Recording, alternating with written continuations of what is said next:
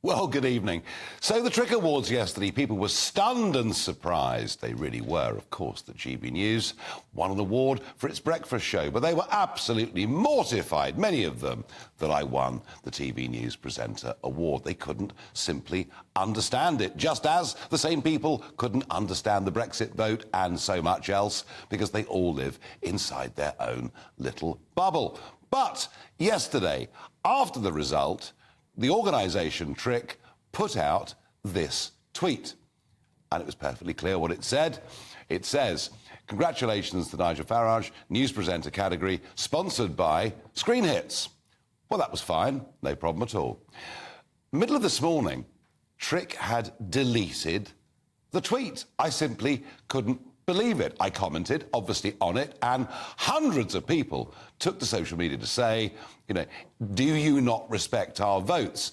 Over 1 million people took part in this process. This was the first year that TRIC had opened the whole thing up to be just the public voting without the committee themselves having a big influence over it. Well, after my protest and those of others, the tweet was put back up.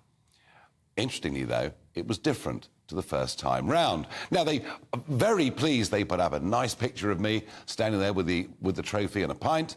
But you'll notice the difference between the first tweet and the second tweet is that at Screen Hits, the sponsor of this particular category wasn't involved in the second tweet. So I think maybe we can work out quite clearly what went on here.